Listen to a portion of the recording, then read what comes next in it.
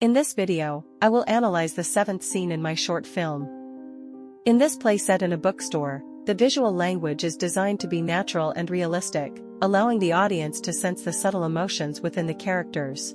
The camera remains stationary from beginning to end, with a stable composition, making the expressions, postures of the characters and the relationships between them the sole narrative focus. This fixed camera position forms an observational perspective with a sense of reality, making the audience feel as if they are sitting at the table with the two characters, quietly observing their interaction.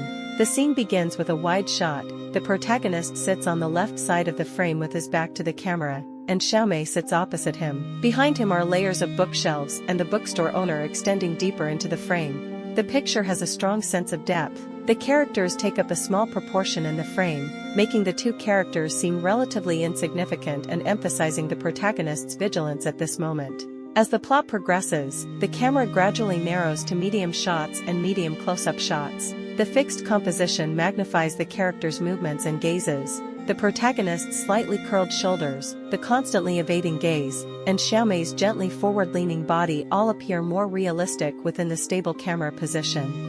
Meanwhile, the camera of the bookstore owner uses neat bookshelves as the background. This gives him a sense of being both a bystander and a witness, and also makes his lines, especially the memory of the protagonist's father, appear particularly solid and unavoidable. The camera remains still, forcing the audience to listen to this supplementary account about the father along with the protagonist, thus allowing the emotions to truly take a turn. 우리 아들이 머리가 진짜 좋은데 왜 저렇게 중국어를 하지 않으려까? 안심해서 말이야. The lighting continues the realistic style. We mainly use the natural light sources already available in the bookstore. Through soft and diffused indoor light sources, the scene is shaped into a natural atmosphere. The light is evenly spread over the characters and the bookshelves. This natural and lifelike light endows the bookstore space itself with a warm and inclusive texture, suggesting that this will be a turning point for the protagonist to gradually understand his father.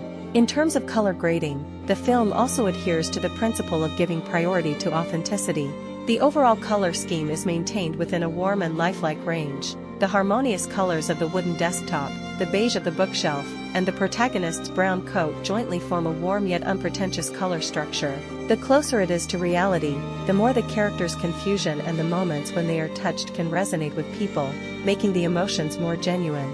After the bookstore owner left, the camera refocused on the two, but the protagonist was clearly different. He was no longer the stiff and reserved self he used to be. He leaned forward and, encouraged by Xiaomei, was willing to try practicing Chinese. These subtle psychological changes are all presented naturally. Ultimately, the film concludes with an extremely close-up of a wind chime. Its slight swaying is like a subtle echo of the character's inner self being touched, and it also serves as the emotional outlet for this scene. The wind chime symbolizes the invisible yet continuous presence of the father, and also represents the male protagonist's first relaxation and openness. Overall, the style of this scene is extremely clear. It uses realistic composition, natural and soft lighting, unstylized color grading, and a stable editing rhythm to carry the most delicate inner changes of the characters. It is precisely this pursuit of truth that enables the audience to truly enter the character's heart and feel the subtle yet indispensable change when he faces Chinese and recalls his father.